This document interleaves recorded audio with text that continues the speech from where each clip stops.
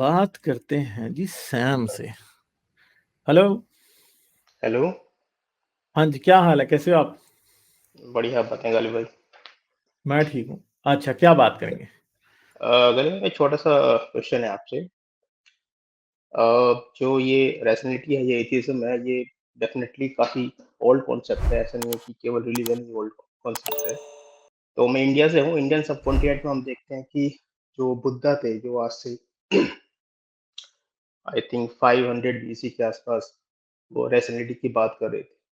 लेकिन हमने देखा कि वो हाईजैक हो गई। जो सनातनी है, जो हिंदुज्म है, उसने हाईजैक किया है। अरब वर्ल्ड की हिस्ट्री शायद भी ज्यादा नहीं पता है, लेकिन वहां पर भी डेफिनेटली जब मोहम्मद हजरत मोहम्मद प्रचार प्रसार कर रहे थे, इस्लाम को इंट्रोड्यूस कर रहे थे, तो वहां पर भी डेफिनेटली मुलिद रहे होंगे। तो मेरा ये कहना है कि जो ये जो आइडियोलॉजी है रैशनैलिटी, ये टिक नहीं पाई। अब आप क्या लगता है आज हम देखें तो 250 या 300 सालों में जब से साइंस ज्यादा डेवलप्ड हुआ है, तो इस साइंस का पूरा सपोर्ट रहा है रैशनैलिटी को। तो साइंस ने कहीं ना कहीं बूस्ट अप किया है, लेकिन उसके बावजूद आज हम देखें 2023 में तो मुश्किल से 5 to 10% all over the world rational लोग मिलते हैं, एथियस्ट लोग मिलते हैं। तो आपको इसकी क्या वजह लगती है? एवोल्यूशन को मानते हैं आप? बिल्कुल। अच्छा, मुझे एक बात बताएं। एक जानवर था किसी टाइम, जमीन पे रहता था। जी। ठीक है, अब उसके बाजू जो है वो परों की तरह डेवलप होने लगे। ठीक है, जी। वो जमीन पे ही दौड़ता है, मगर अब उसके पर जो है वो बनने लग गए, वो उड़ सकता है। तो आप क्या समझते हैं कि एक वक्त आता है कि जब पाँव को छोड़ के उसने उड़ना सीख लिया, वो चलने के बजाय उड़ने पे ज्यादा तवज्जो देगा? कब वो ट्रांजिशन पीरियड आता है?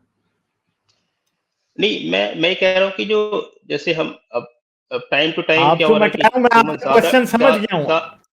हाँ, मैं ज्यादा आपका लेकिन क्वेश्चन ह्यूमन माइंड उसको एक्सेप्ट नहीं कर पा रहा है। मैं ये पूछ यार आप एक मिनट, जो मैं बात आपको कर रहा हूं उसका जवाब तो दें। आपकी बात मैं पूरे तरीके से समझ गया हूं। आपको मैं एक थॉट एक्सपेरिमेंट से समझाने की कोशिश कर रहा हूं। ओके। मुझे बताएं कि एक जानवर ऐसा है कि अब उसने उड़ना है, अब उसने चलना नहीं है, तो ट्रांजिशन तो आएगा ना किसी टाइम। हाँ, अब एक टाइम बात है, लगेगा। आज से 2500 साल पहले बुद्धा थे जी। बुद्धा जो थे, रैशनल थॉट थी बुद्धा में। अब मैं उस दिन एक देख रहा था, मैं कॉस्मोस देख रहा हूं आजकल दोबारा, जो पॉसिबल वर्ल्ड्स है ना वो दोबारा देख रहा हूं मैं। नहीं, बल्कि मैं पहली बार देख रहा हूं, मैंने नहीं देखा हुआ वो। ठीक है, तो कल ही मैं उसकी एक एपिसोड देख रहा था, उसमें अशोक का जिक्र था। ठीक है, तो अशोक ने एक शहर में गया, अशोक ने सारे लोग मार दिए। ठीक है, तो जी। एक शख्स आया उसके पास, उसने हाथ में, मतलब उसने कहा अशोक तू बहुत ताकतवर है। ठीक है, और तूने इतना तो ताकतवर है कि तूने हजारों लोग मार दिए। चल तूने जी। इतने मारे, चल ये एक जिंदा करके अब दिखा दे, देखें तेरे में कितनी ताकत है। अशोक को वहां से बात समझ आ गई कि असल ताकत लोगों को मारने में नहीं है, लोगों को जिंदा रखने में है। समझ हम्म। आई ना? वो बुद्धा का फॉलोअर था जिसने ये किया था। ठीक है, तो अब सोचने की बात यह है कि अशोक को यह बात 2500 साल पहले समझ, 2200-2300 साल पहले समझ आ गई थी, मगर फिर हलाकू को नहीं आई समझ, चंगेज को नहीं आई समझ। ठीक है, जूलियस सीजर को नहीं आई समझ, औरों को भी बड़ों को नहीं आई समझ। आज इंसान को दोबारा ये बात समझ आ चुकी है। ठीक है, अब एक सिंपल बात है कि मुझे एक बात आप बताएं कि दुनिया में लोगों को मारना आसान है या 8 बिलियन लोगों को पालना आसान है? यकीन करें, मा- पालना मुश्किल है आज। जी जी, हाँ, अच्छी सही बात। जिंदगी देना, ये बात जी। मुश्किल है, ये हमें पता है, ये बात मुश्किल है। मगर अब अगली बात क्या है, ये बात समझें। वो जो मैं चलने से और उड़ने की एग्जांपल दे रहा था ना, चलना वो है कि इंसान आपस में लड़ रहे हैं, रिसोर्सेज के लिए लड़ रहे हैं। हर कोई दूसरे को, अपना रिलीजन दूसरे पे सच्चा साबित करने के लिए लड़ रहा है, जिहाद कर रहा है, क्रूसेड चल रहा है। ठीक है, हिंदू जिहाद चल रहा है, ठीक है, सिख जिहाद चल रहा है। सारे लड़ रहे हैं आपस में, हर कोई अपना खुदा सच्चा साबित करने के लिए दूसरे की गर्दन काट रहा है। मगर अब ये बात पुरानी हो गई, अब अब वक्त आ गया उड़ने का। और उड़ना कौन है? उड़ना क्या है? इस एग्जाम्पल में उड़ना साइंस है।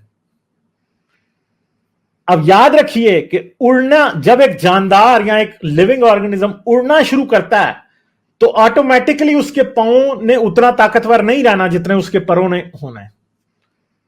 ठीक है, जमीन पर चलने के लिए जितने ताकतवर पांव आपको चाहिए ना, उससे 5 या 6 टाइम्स ज्यादा ताकतवर आपको विंग्स चाहिए उड़ने के लिए।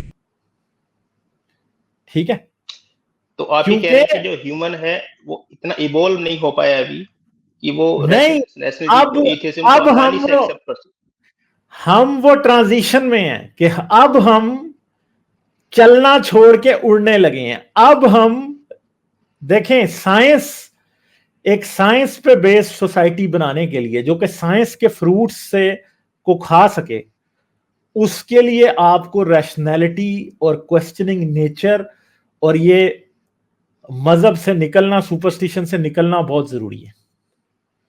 हम इस ट्रांजिशन में आ चुके हैं। हम, मेरी बात सुनेंगे तो आपको समझ आएगी। ये ट्रांजिशन शुरू हो चुकी है, मगर इस ट्रांजिशन में टाइम लगेगा। कितना टाइम लगेगा? इसमें 100 साल भी लग सकते हैं, इसमें 200 साल भी लग सकते हैं, इसमें 1000 साल भी लग सकते हैं, मगर ट्रांजिशन शुरू हो चुकी है। दुनिया में आज लोग अक्रॉस द बोर्ड, आज दुनिया का कोई मुल्क भी ऐसा नहीं है जिधर एक सिग्निफिकेंट नंबर में एथियस्ट नहीं पाए जाते। अफगानिस्तान में भी पाए जाते हैं, इंडिया में भी पाए जाते हैं, पाकिस्तान में भी पाए जाते हैं, नेपाल में भी पाए जाते हैं। क्यों है ऐसा?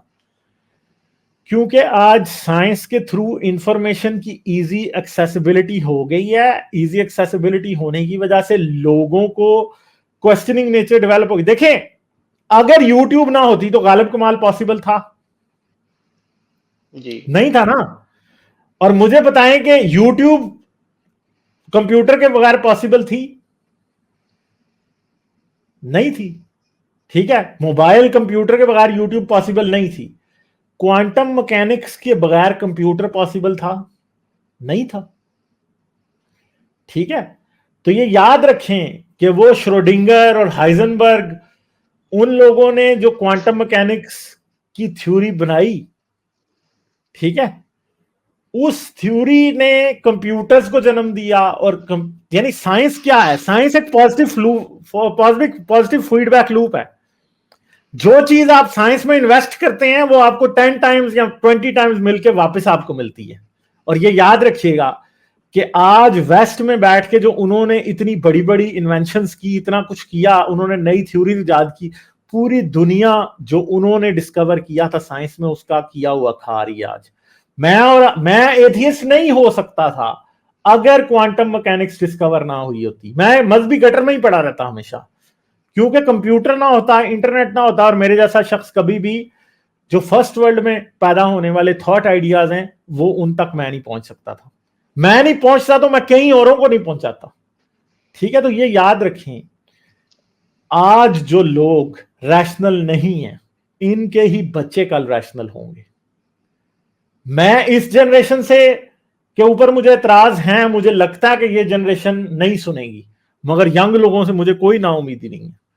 यंग लोग ऐसे बदलते हैं, ऐसे यंग लोग ऐसे बदलते हैं।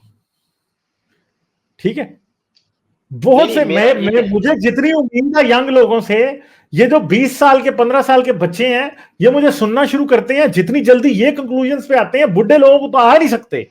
बुढ़े लोग जब आ भी जाते हैं तो वो पुरानी दुनिया में फंसे रहते हैं। याद रखना, नए बच्चे जो आते हैं, जो बदलते हैं, वो ऐसे बदलते हैं और कंप्लीटली बदलते हैं। ठीक है, मेरे सामने हैं ये बच्चे, कई मुझसे बात करते हैं, कितनी उम्मीद मुझे मिलती है इन लोगों से बात करके, मैं आपको बता नहीं सकता। ठीक है, समझ गए हो? नहीं, मैं ये कहना चाह रहा था कि जो ये दोनों आइडियोलॉजी हैं, एथियज्म की और थियस्ट की, ये मतलब हम कह सकते हैं कि साथ साथ ही चली हुई है, लेकिन कहीं ना कहीं थियज्म इनसा आगे निकल गया। मैं ये कह रहा अब नहीं निकलेगा ना। अब ये एवोल्यूशन अप्लाई होगी इस पे। ये याद रखें, इस टाइम सर्वाइवल ज्यादा, सर्वाइवल एडवांटेज दे रहा है इस टाइम रैशनल होना। और वो सर्वाइवल एडवांटेज मिल रही है कंट्रीज की बेसिस पे। कंट्रीज के लेवल पे। जिस कंट्री के लोग ज्यादा रैशनल है वो साइंस में ज्यादा आगे जा सकते हैं, जिसके लोग ज्यादा इरैशनल है वो साइंस में पीछे रह जाएंगे। और ये याद रखें, हर गुजरते साल के साथ कुछ मुल्क ऐसे हैं जो कि 10-10 साल पीछे रह रहे हैं। अफगानिस्तान इसकी एग्जांपल है, अफ्रीका के बहुत से मुल्क जहां पे बहुत ज्यादा रिलीजियस रेडिकलिज्म है इसकी एग्जांपल है, पाकिस्तान इसकी एग्जांपल है। कुछ कंट्रीज हैं जो हर गुजरते साल के साथ 10 साल पीछे रहते हैं, कुछ ऐसे हैं जो हर गुजरते साल के साथ 5 साल पीछे रहते हैं, कुछ ऐसे हैं जो 20 साल पीछे रहते हैं। ठीक है, तो ये याद रखें कि हर गुजरते साल के साथ जो कंट्री आगे निकलता है वो बहुत आगे निकलता है। और अच्छे इंजीनियर्स पैदा करने के लिए, अच्छे डॉक्टर्स पैदा करने के लिए, सब कुछ करने के लिए आपको अच्छे रिसर्चर चाहिए। अच्छी रिसर्च करने के लिए आपको रैशनल लोग चाहिए। वो कार्ल सेगन कहता है ना, क्वेश्चन एवरीथिंग, वो वाले लोग चाहिए। रिसर्च वही कर सकता है हु क्वेश्चंस एवरीथिंग। जो इंसान डॉगमेटिक होता है वो हर चीज को क्वेश्चन नहीं करता, इसीलिए वो पीछे रह जाता है। वो कौमें पीछे रह जाती हैं जिनमें क्वेश्चन एवरीथिंग करने वाले लोग नहीं। इसीलिए पाकिस्तान बहुत पीछे है, इसीलिए हिंदुस्तान अभी तक इतना आगे नहीं निकल पाया। इवन के चाइना भी अभी फंसा हुआ है। तो हिंदुस्तान पाकिस्तान के लोग मतलब एक्सेप्ट क्यों यहाँ के लोग जो पैदा हो रहे हैं वो एक्सेप्ट नहीं कर पाते? ये लोगों का कसूर नहीं है, ये लोगों का कसूर नहीं है, ये एजुकेशन का कसूर है, ये उस सोसाइटी का कसूर है जो कि अच्छी चीजें लोगों को सीखने से रोकती है। समझ गए? याद रखें, एजुकेशन जब प्रिवेल करेगी, हम किसी से पीछे नहीं है। हम इंडियन पाकिस्तानी लोग वेस्टर्नर्स के मुकाबले के इंटेलिजेंट हैं, अफ्रीकन जो है वो हमारे मुकाबले के इंटेलिजेंट है, वेस्टर्नर्स के। कोई दुनिया का शख्स ऐसा नहीं है जिसमें आधा दिमाग है, सब में बराबर दिमाग है। दुनिया के किसी भी मुल्क की आप क्रीम निकालें, वो एक जितनी इंटेलिजेंट ही होगी। अब उस मुल्क में अपॉर्चुनिटीज कितनी है, एजुकेशन कितनी है, यूनिवर्सिटीज कितनी है, रिसर्च इंस्टीट्यूट कितने हैं, कैसा पढ़ाया जाता है, कैसे क्या फ्री थॉट सिखाई जाती है, क्या रैशनल थिंकिंग इंक्वायरी के तरीके सिखाए जाते हैं, सच और झूठ की तमीज सिखाई जाती है। जब ये सिखाई जाती है तो चीजें फिर प्रोडक्ट्स उसके निकलते हैं, वरना नहीं निकलता कुछ भी। वेस्ट हमसे आगे इसलिए नहीं है कि उनके रंग गोरे हैं, वो बड़े खूबसूरत हैं, इसलिए वो हमसे आगे नहीं है।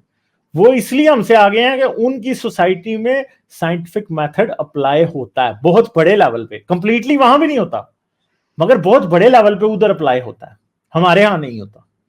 हमारे यहां क्वेश्चनिंग नेचर को डिस्करेज किया जाता है। हमें घर से यह सिखाया जाता है कि बाप ने कह दिया ना कि दिन है तो दिन है, कह दिया ना रात है तो रात है, यहां से ही तो सारी गड़बड़ शुरू होती है। ओ हमारा ईस्टर्न कल्चर, हम जी रिस्पेक्ट करते हैं, ओ जी हमसे तो ऊपर को है ही नहीं है। ओ भाई, आप बच्चे को घर से डॉगमा सिखाते हो। जब आप ये सिखाते हो कि माँ बाप कभी गलत नहीं कर सकते, तो आप मुझे बात बताएं, आप बच्चे को फ्री थिंकर कैसे बनाएंगे? आप उसे रैशनलिज्म सिखाएंगे कैसे? माँ बाप से ये दिखाते हैं कि असल में वो सिर्फ परसेप्शन क्रिएट करते हैं कि उन्हें सब कुछ पता है। ठीक है, मां बाप, ये आप अपनी फैमिली में ऑब्जर्व कर लीजिएगा, वो सिर्फ ये परसेप्शन क्रिएट करते हैं कि हमें सब कुछ पता है, मां बाप से बेहतर किसी को नहीं पता, क्योंकि बच्चे को कंट्रोल में रखना है। उसकी शादी जिधर मैंने कहनी है वहां पे करेगा। ठीक है, उसने प्रोफेशन जो लेना है मैंने बताना है तो उसने करना है। ठीक है, हर चीज को, क्योंकि हम कंट्रोल फ्रीक्स हैं, हम इंडियंस और पाकिस्तानी और दुनिया के और भी बहुत सारे मुल्कों के लोग कंट्रोल फ्रीक्स हैं। अपने बच्चों की, अपनी बीवियों की, अपने हस्बैंड्स की, अपनी फैमिली की हर चीज को कंट्रोल करना चाहते हैं। जब कंट्रोल करना चाहते हैं तो हम क्वेश्चंस को डिस्करेज करते हैं। क्वेश्चंस को डिस्करेज इसलिए करते हैं कि बच्चा मुझसे क्वेश्चन पूछेगा, उससे मुझे जवाब नहीं आएगा, तो जब मुझे जवाब नहीं आएगा तो मेरी अथॉरिटी कम हो जाएगी। और इस चीज की वजह से उसके ऊपर मजहब मुसल्लत करते हैं, क्योंकि मजहब उसको ट्रेन करता है। मजहब कहता है, क्रिश्चियनिटी में भी जो 10 हुक्म है, 10 कमांडमेंट्स, उनमें चौथा हुक्म है मां बाप की इज्जत करना। मैं नहीं कहता कि मां बाप की इज्जत ना करो, करो मां बाप की इज्जत, प्यार करो उनसे, उनका ख्याल रखो, सब कुछ करो, मगर ये ना समझो कि वो अकले कुल है। ठीक है, ये बात है। तो जब आप ये सिखा देते हैं ना कि अकले कुल है कोई, तो सब कुछ उल्टा हो जाता है फिर। और यही है हमारे ये फैमिली सिस्टम जो है ना, असल में ये कैंसर भी है इस सोसाइटी का, ये भी याद रखना। जिस मां ने पूरी जिंदगी सोचना नहीं सीखा ना, वो सोचने वाली औलाद नहीं पैदा कर सकती। ये बात याद रखिएगा। जिस सोसाइटी में औरतों को सिस्टमैटिकली ये सिखाया जाता है कि आपने घर बैठना है, बच्चे पैदा करने हैं और पालने हैं, आप किसी काम की नहीं है इसके अलावा। अगर आपका वजाइना और आपकी आपकी यूट्रस काम कर रहा है तो तभी आप कोई कारामद इंसान है, वरना आपका कोई दुनिया में आपकी वैल्यू नहीं। ठीक है, तो मुझे आप ये बात बताएं कि वो औरत कहां से अच्छी जनरेशन पैदा कर सकती है। हम अपनी जब औरत को गुलाम बनाते हैं तो औरत फिर क्या देती है, औरत एक गुलाम नेशन को जन्म देती है।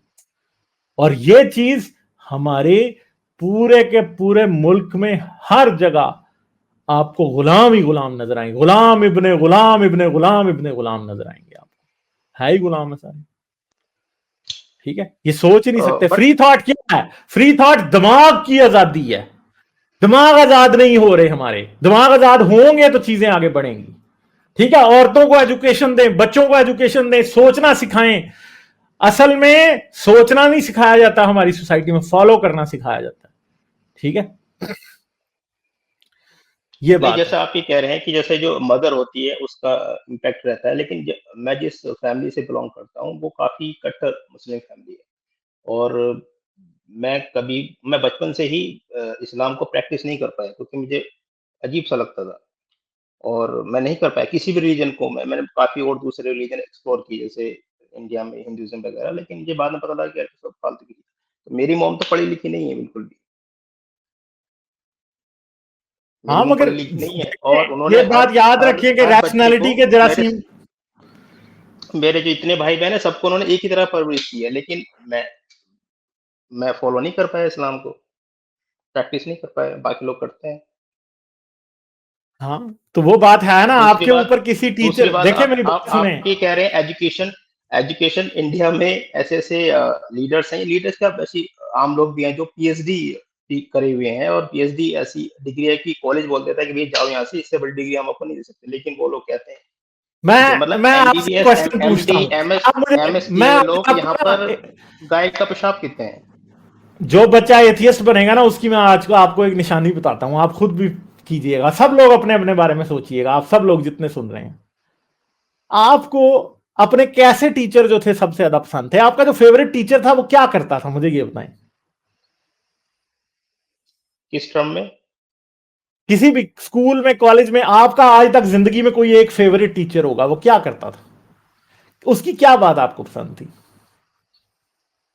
बस लॉजिकल पढ़ाते थे, वो टीचर अच्छे थे। लॉजिकल पढ़ाते थे? क्या बताते थे? कुछ बताते तो होंगे। अपने सब्जेक्ट की बातें बताते थे, जो जिस सब्जेक्ट के टीचर हुआ करते थे। तो टीचर सिर्फ समझ नहीं सब्जेक्ट ही पा रहा हूँ पढ़ाते हैं, कभी टीचर कोई और बात नहीं करता? किस तरह की बातें, मैं समझ नहीं पा रहा हूँ, मुझे अपने फिर आप हमेशा बता वो दीजिए। टीचर पसंद होते थे जो कोई ना कोई साइंस की बात, कोई ऐसा क्वेश्चन जो मुझे सोचने पे मजबूर कर दे, वो मेरे फेवरेट टीचर होते थे। मैं अपने टीचर्स के उनके नाम नहीं लूंगा, मगर मुझे पता कि मेरे फेवरेट टीचर्स कौन से थे। ठीक है, और वो हमेशा कुछ ऐसी बात बताते थे जो कि मेरे जहन में कुछ सवाल खड़ा कर देती थी, मुझे सोचने पे मजबूर कर। मेरे कुछ टीचर ऐसे थे कि वो कुछ बात बताते थे तो वो बात मैं सोचता रहता था, मैं रात को सो रहा होता था, सोने लगता था, तब भी मैं सोच रहा होता था सर ने आज ये बात कर दी थी, ठीक है, वो बात मैडम ने ये बात कर दी थी, वो बात। एक हमारे टीचर होते थे, ठीक है, उन्होंने क्या शुरू किया, उन्होंने 7 वंडर्स ऑफ द वर्ल्ड हमें बताने शुरू किए। ठीक है, वो ये कोई 6वीं या 7वीं की बात होगी, 7 wonders of the world, pyramids, colossus of Rhodes, ठीक है, फिर हैंगिंग गार्डन्स ऑफ बेबीलोन, जो एंशिएंट वर्ल्ड के थे। ठीक है, और इतना मैं फैसिनेट हुआ उस बात से कि मैंने अपनी यूनिवर्सिटी, अपने कॉलेज की लाइब्रेरी में पिरामिड्स के ऊपर बुक निकाल के पढ़नी शुरू कर दी। ठीक है, और वो छोटी सी को बुक थी पिरामिड्स के ऊपर, और लकीली वो वहां पे अवेलेबल थी, तो मैंने पढ़ी स्कूल की लाइब्रेरी। ठीक है, तो वो टीचर ऐसे, आप ये ना समझेंगे, आप उस टीचर को भी खोजने की कोशिश करें। अगर आपकी माँ ने सब बच्चों को मजहब सिखाया था तो आप रैशनल कैसे बन गए? वो टीचर सोचे वो कौन सा था जिसने आपको सिखाया था, कोई तो होगा। ये मैं आपको लिख के देने को तैयार हूं कि फिर वो आपका कोई टीचर था जिसने आपको ऐसे इंस्पायर किया कि आपकी सोच उस लाइन पे चल ही नहीं सकी जो आपकी वालदा सिखा रही थी। नहीं, वो तो ठीक मोबाइल है, था वो टीचर मोबाइल था। तो ये मोबाइल भी हो सकता है।